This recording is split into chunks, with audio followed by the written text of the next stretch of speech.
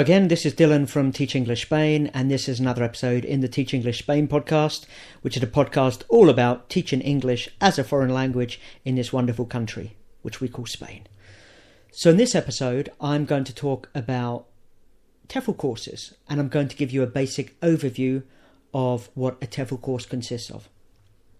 So, TEFL courses usually, and this could be a Cambridge CELTA, Trinity TESOL, or any other TEFL course that's available. They usually last a minimum of 100 hours over 4, sometimes 5 weeks, generally 4. Now, that means you're looking at 25 hours minimum a week. So that works out at 5 hours a day, although most courses now are 120 or 130 hours. So slightly more, maybe 7 hours a day. So it's quite similar to a typical working week, really. You will probably have a lunch break and a couple of small breaks, but it's quite likely that you'll be there at the centre from, let's say, 9 o'clock until 6 o'clock, or from 12 o'clock until 9 o'clock, something like that. You'll spend a lot of time working on your TEFL course, which is why they're so intensive.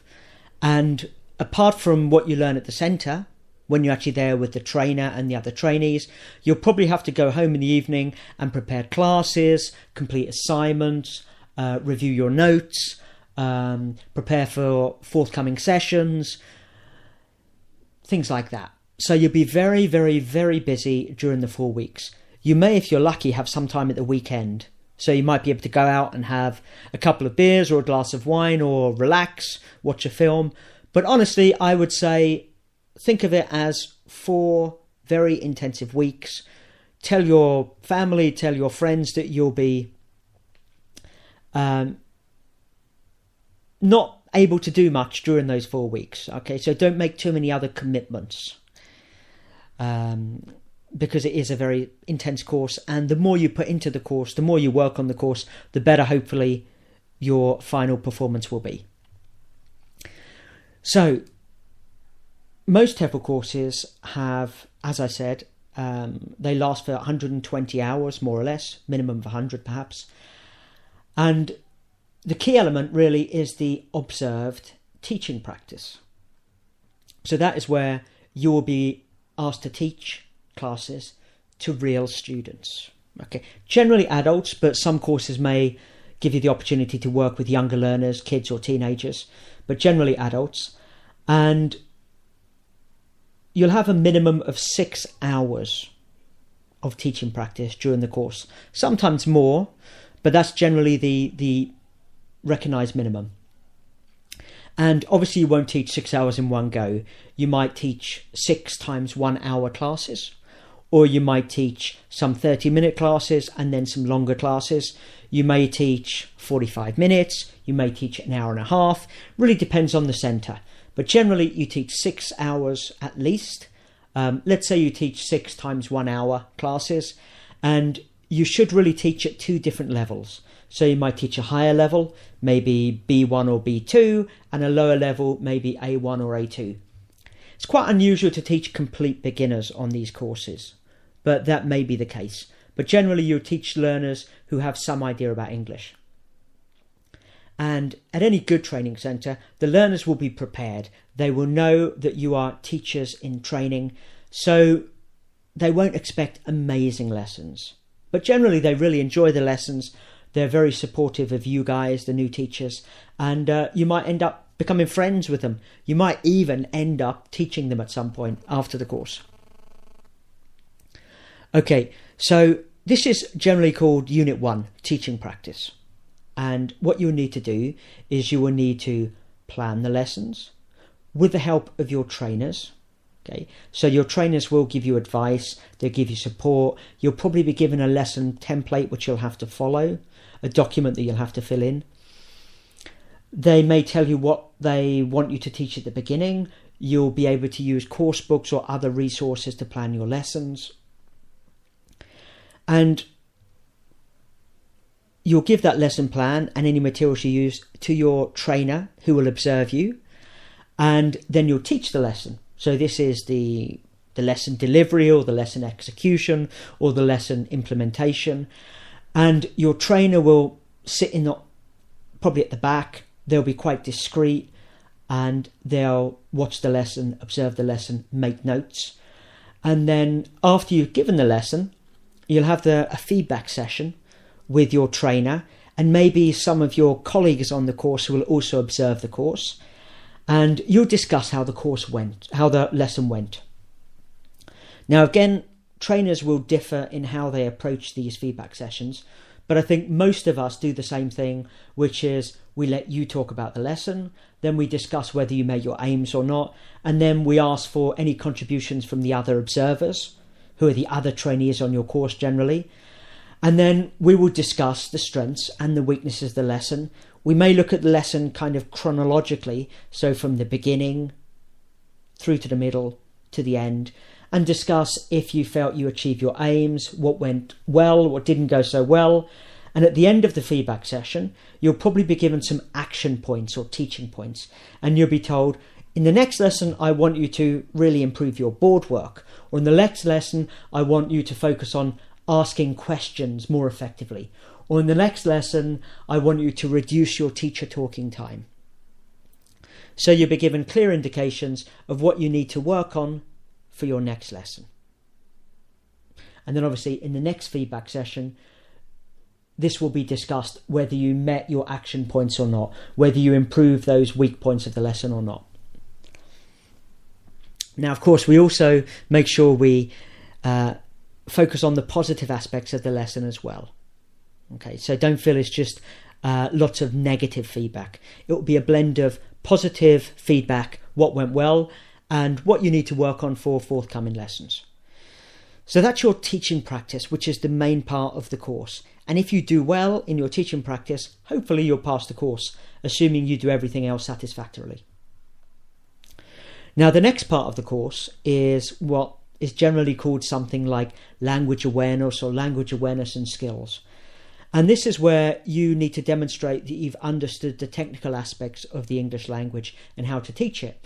So it could be knowing about grammar, knowing about vocabulary or lexis, knowing about the different phonological or pronunciation features of English, which could be about the different sounds, consonants, vowel sounds, what we call connected speech, intonation, stress, rhythm, all those things.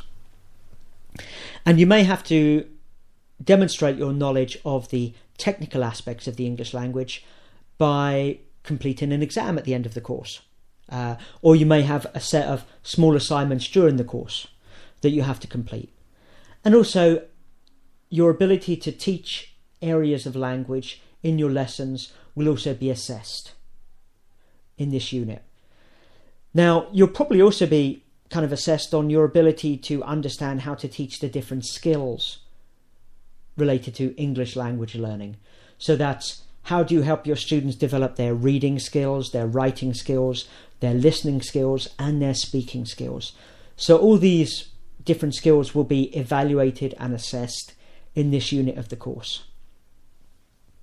The next unit is generally your learner profile. Again, it may be called something slightly differently depending on the course provider. So in the learner profile, you are asked to find an individual learner, and you meet them and you get to know about their background, their language learning experience, their specific language needs. Why do they need to learn English? And you'll also be required to do a kind of diagnostic assessment of their strengths and weaknesses in English. So it could be their strengths and weaknesses speaking, writing, listening and reading. And again, that will give you indications about their strengths and weaknesses in terms of grammar, in terms of vocabulary, and in terms of pronunciation, and their ability to communicate in English.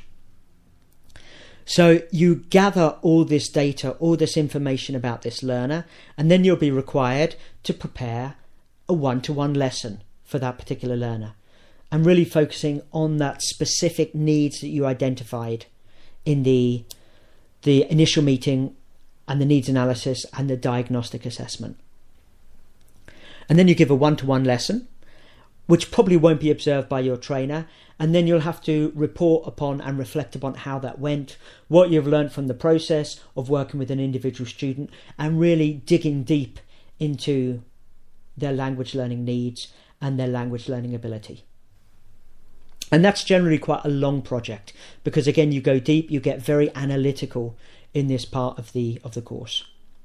And it kind of uses everything you learn throughout the course about language awareness, language skills, about motivation, about teaching approaches, about discovering your learners' needs, about issues that learners have when learning languages and how you can actually, as a teacher, help them overcome those difficulties. The next unit is usually related to creating materials. Now, throughout the course, you'll be required to use course books, published materials, but also you'll be encouraged to adapt those materials and even create your own materials. And in this section of the course, you're generally required to create your own materials and evaluate them, reflect upon them, talk about their strengths and weaknesses, how you use them with your learners in one of your lessons, and how they could be adapted to be used with a different group of learners with different needs. And so this unit allows you to be creative and to work on developing materials and resources that really focus on helping your learners meet their specific needs. Because what we don't want on the course is for you to become the type of teacher who begins every lesson by saying, okay, students, can you turn to page 44 in your course books, do exercise 1. Okay, that's a very mechanical way of teaching, and we don't think it's very effective really in a language learning classroom, because if you teach like that, then your students will start to think, why do I need a teacher? I can do all this at home. So being able to create materials specific for your learners, tailor-made materials, is a very useful skill, and that's a skill you will learn on a good TEFL course. And the final unit is the unknown language profile, assignment, assessment. And what happens in this unit is that you get the experience of being a language learner. So you will be asked to attend a few language learning classes, and it could be any language. It could be Arabic, or it could be Hungarian or Korean, or it could be, I don't know, Turkish, anything. And so you get to know what it's like to be a language learner. And you can reflect upon the experience as a student, and also reflect upon what works for you in terms of the approach your teacher takes, what activities work well, why they work, why they didn't work, your specific beliefs as a learner, your specific needs as a learner, how your emotions were affected by what happened in the lesson. And it really helps you develop empathy, so you can put yourself in your student's place, which I think is really, really important as a teacher. You've got to really put yourself in your student's position and think, okay, why don't they like this activity? How can I make them like my lessons more? How can I make my lessons more effective in terms of their learning styles? Everything like that helps you become a much more, empathetic teacher. So these are the 5 units of most TEFL courses. So I'll just summarize. You have teaching practice, where you prepare, deliver, and reflect upon your teaching classes, which are observed by your trainer. And generally you'll have a minimum of 6 hours on a good TEFL course. You will also have to learn about the technical aspects of the English language, language awareness, grammar, vocabulary, pronunciation, speaking, writing, reading and listening, and different approaches, activities and techniques and strategies we can use for helping our learners develop in each of those 4 skills. Then, of course, you will have the learner profile, where you work with an individual learner and really go deep and create a needs analysis and a set of diagnostic assessment tools which will enable you to create a tailor-made lesson for that learner. Then you'll be asked to create your own materials or set of materials and reflect upon them. And finally, the unknown language assignment is where you'll be given the opportunity to be a language learner again and really consider what it's like from the student's perspective. You may have other things on the course as well, but they're the 5 main aspects. And the most important, of course, is teaching practice, because on most of these courses, you're expected to demonstrate that you could actually go into an academy or a language school and do a fairly good job of teaching. So that's why the course is so practical, because you have to demonstrate that you acquire real teaching skills during the course. Okay, so if that sounds like something that might interest you, go to www.teachenglishspain.com and you can find out a little bit more about our Trinity Cert TEFL course in Granada, which, I keep on saying this, is one of the most magical and incredible cities in Spain. Okay, well, I hope to speak to you in the next episode of the Teach English Spain podcast. Bye for now.